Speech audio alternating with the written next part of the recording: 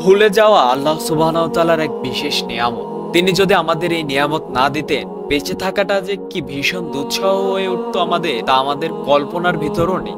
প্রিয় কোনো মানুষ যখন মারা যায়, প্রথম কিছুদিন আমাদের অসম্ভব খারাপ লাগে, অথবা প্রিয় কোনো মানুষ যখন আমাদের ছেড়ে চলে যায়, তখন আমাদের কিন্তু অসম্ভব রকমের খারাপ লাগে। সারা দুনিয়াটাকেই কেমন রঙহীন, বিষাদ আর বিরক্ত লাগে কিছুদিন। কিন্তু সময় যত গড়ায়, আমরা আস্তে আস্তে সেই শোক আর ক্ষতটা সেরে উঠি। সময়ের সাথে সাথে প্রিয় মানুষের স্মৃতিগুলো ধূসর হতে থাকে আমাদের মনস্পট থেকে।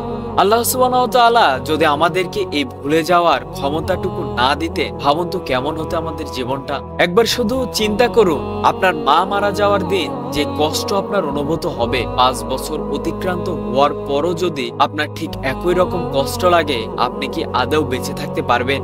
ধরুন সেটা বাদ দিলাম, আবার যদি আমাদেরকে ভবিষ্যৎ যদি জানানো হতো, ভবিষ্যৎ না জানাও কিন্তু এক রকমের নিয়ামত। কেন বললাম জানেন এই কথাটা? ধরুন আজ রাতে যদি কোনোভাবে আপনি জেনে যান যে আপনার ফুটফুটে সন্তানটা আগামী বছরের ঠিক আজকের দিনটাই মারা যাবে, আপনার দ্বারা কি সম্ভব হবে আজ থেকে স্বাভাবিক জীবনযাপন করে যাওয়া? আপনি কি খেতে পারবেন ঠিক মতো, ঘুমোতে পারবেন এই ভবিষ্যৎ জেনে নিয়ে? ঠিক তেমনটি যেন আল্লাহ সুবহানাহু ওয়া তাআলার এগুলোর নিয়ামত। আল্লাহ সুবহানাহু ওয়া তাআলার নির্ধারিত প্রত্যেকটা বিষয়ই এমন হিকমাহপূর্ণ। তিনি যখন বান্দাকে কোনো কিছু দেন না বা জানান না, সেটা বান্দার কল্যাণের জন্যই। আবার তিনি যখন বান্দাকে কোনো কিছু ভুলিয়ে দেন, সেটাও বান্দার কল্যাণের জন্যই করে।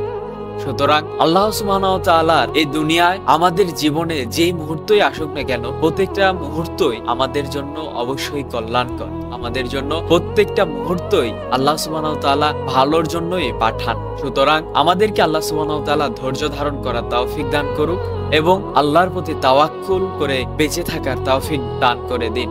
আমিন।